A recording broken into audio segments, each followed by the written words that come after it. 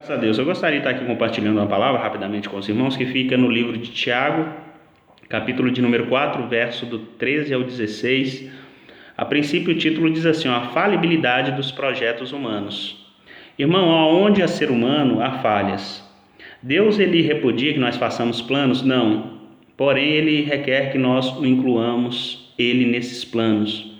Então diz assim o versículo 13, Eia, agora, vós que dizeis, hoje ou amanhã iremos a tal cidade, e lá passaremos um ano, e contrataremos e ganharemos. Aqui, a princípio, essa pessoa está fazendo planos, e ela está com toda uma jactância, com toda uma autoconfiança. Ela diz, amanhã ou hoje, aliás, hoje ou amanhã iremos a tal cidade, e nós lá passaremos um ano, e contrataremos e ganharemos, ou seja, faremos negócio.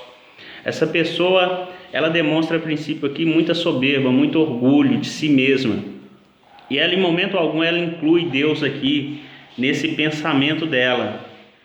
A Bíblia vai dizer o seguinte, Davi, ele diz assim, eu sou pobre e necessitado, mas o Senhor cuida de mim. Davi era pobre? Davi era necessitado, materialmente falando? Não, de forma nenhuma. Mas Davi, ele reconhece que ele é pobre de quê? De espírito. O que é o sinônimo de pobre de espírito? Soberba, orgulho. Aqui em Tiago mesmo, capítulo 4, verso 6, a Bíblia diz assim, Deus resiste aos soberbos, dá, porém, graça aos humildes. Essa palavra também, esse versículo, me faz lembrar Lucas capítulo de número 12, onde a terra de um homem rico produziu com abundância. Quando ele colhe esses frutos, ele diz, não tenho aonde recolher os meus frutos, porque os meus celeiros são pequenos, o que eu vou fazer? Aí ele tem uma bela ideia, ele diz o seguinte, eu vou destruir os meus celeiros pequenos e vou construir outros maiores, então recolherei todo o fruto que a minha terra produziu. Mas a Bíblia diz assim, Lucas 12, 19, ele diz assim, e direi a minha alma, tens em depósito muitos bens para muitos anos. Aí ele diz para a alma, descansa, come, bebe e regala-te.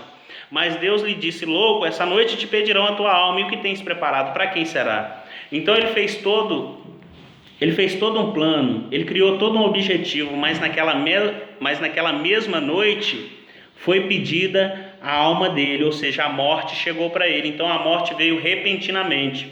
Então vamos continuar aqui, versículo 14, digo-vos que não sabeis o que acontecerá amanhã.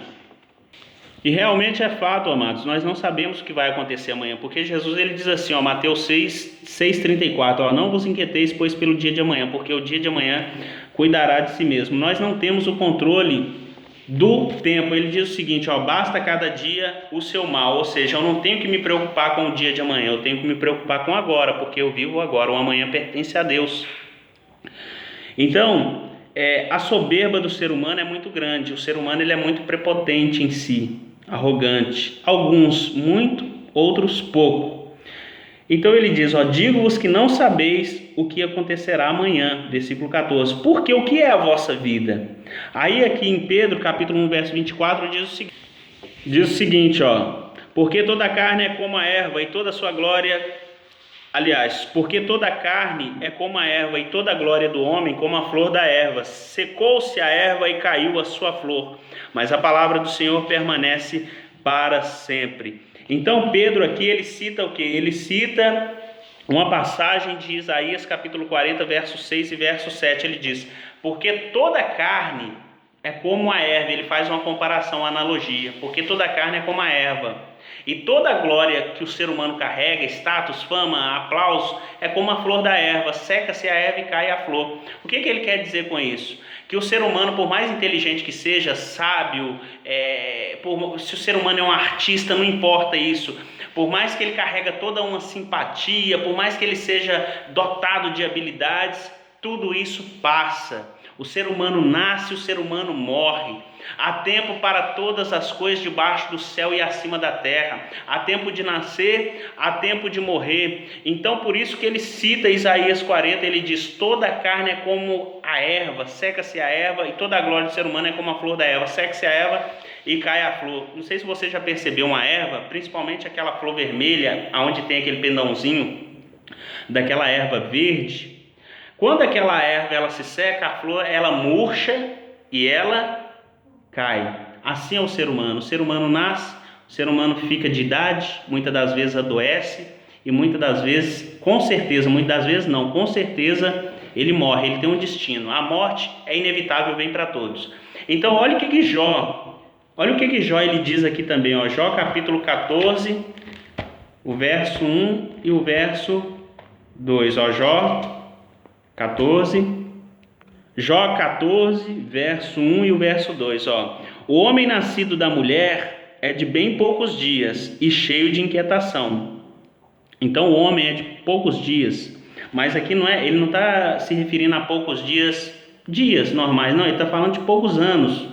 O ser humano ele não vive muito, a gente vai ver isso lá em Salmos capítulo 90, verso 10. Ele diz assim: o homem nascido da mulher é de bem poucos dias e cheio de inquietação, sai como a flor e se seca, foge também como a sombra e não permanece. A sombra, ela aparece aqui, daqui a pouco ela some. É isso que ele quer dizer, que o nosso tempo é muito breve aqui na terra. Versículo 5, ó. Visto que os seus dias estão determinados, contigo está o número dos seus meses e tu lhe puseste limite e não passará além deles. Então quer dizer, visto que os seus dias estão determinados, Deus determinou um tempo para cada ser humano aqui na terra.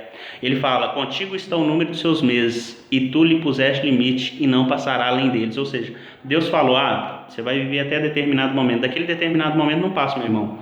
Exceto em alguns casos, como o de Ezequias, do rei Ezequias, que ele orou, ele clamou e Deus ali aumentou alguns anos de vida a ele. Mas o que me chama a atenção aqui nesse capítulo 14 de Jó, verso 1, ele diz o seguinte: o homem nascido da mulher é de bem poucos dias. Aqui no Salmo 90, verso 10, diz assim, ó, Salmo 90, verso 10 diz assim, ó: a duração da nossa vida é de 70 anos, e de alguns, pela sua robustez, chegam a 80 anos. O melhor deles é canseira e enfado, pois passa rapidamente, e nós voamos. Então quer dizer, a duração da nossa vida é de 70, quando muito 80 pelo vigor. Mas ele diz, quando chega a 80 anos, o melhor dele é canseira e enfado. Uma pessoa de 70 anos, 80 anos, ela já está cansada, ela já está enfadada. Por quê? Porque na verdade, ela viveu poucos dias, né, poucos anos, porque pelo que o homem vivia lá no início, lá no Gênesis, um homem chegava a viver 800 anos, 700 anos, então isso é nada, mas ele diz, é canseira e enfado, é canseira e enfado. Por quê? Porque o ser humano, ele é vulnerável, o ser humano, ele não é absolutamente nada. Nós não podemos controlar, meus queridos, nenhuma dor de barriga. Quando vem aquela dor de barriga, você não controla. Você pode ser rico, você pode ser pobre, você pode ser bonito, você pode ser feio, você pode ser baixo, você pode ser alto. Nós não temos o controle da nossa vida. Nós não temos o controle do tempo. Então ele continua dizendo aqui, ó, porque o que é a vossa vida? Aí ele diz, é um vapor que aparece por um pouco e depois desaparece. É como a neblina que se dissipa quando vem o sol e ela se dissipa, aquela neblina de manhã, né? Tá aquela neblina branquinha, aí quando sai o sol ela faz o que? Ela some rapidamente. Assim é a vida do ser humano aqui na terra. Então ele diz assim, ó, versículo 15, em lugar do que devieis dizer, ou seja, ao invés de você dizer que você vai para tal cidade, lá você vai passar um ano, você vai fazer isso, aquilo, outro, você deveria dizer o seguinte, ó, se o Senhor quiser e se vivermos, faremos isto ou aquilo. Aí é o correto. Quando nós o que demonstramos? Humildade. Como eu disse lá no início do vídeo, Davi ele era humilde, ele disse, eu sou pobre e necessitado, mas o Senhor cuida de mim. Davi não era pobre materialmente, mas ele era o quê? Humilde de espírito. Por quê? Porque a Bíblia diz que Deus resiste ao soberbo, mas dá graça ao humilde. Então, para encerrar, diz assim, ó, versículo 16, mas agora vos gloriais em vossas presunções. Eu me glorio na minha presunção. Por exemplo, quando a pessoa ela atinge um alvo estabelecido, a sua tendência é de se autogloriar-se. Então, por exemplo, uma pessoa ela demora no mínimo 4 anos para fazer uma faculdade. Quando ela termina, pode reparar isso para você ver. A maioria das pessoas, eu estou dando um exemplo aqui disso, mas existem vários exemplos. Eu estou dando exemplo de faculdade. A pessoa, ela termina de fazer uma faculdade, ela começa a se ensoberbecer, se orgulhar. Ela diz o seguinte: ó, durante esses 4 anos levantei de manhã cedo, levantei de madrugada, estudei. Não é errado ela falar isso, porém ela tem que incluir Deus, sempre Deus à frente. Mas ela diz: ó, levantei de manhã cedo, levantei de madrugada, estudei, trabalhei, paguei todas as minhas mensalidades. Mas ela esquece do principal, ela esquece de falar assim: ó, eu só consegui acordar de madrugada porque Deus me ajudou, Deus me sustentou. Eu só consegui pagar as parcelas das minhas mensalidades da faculdade porque Deus me deu saúde, Deus me deu trabalho, Deus me deu condições. Ok, isso é humildade.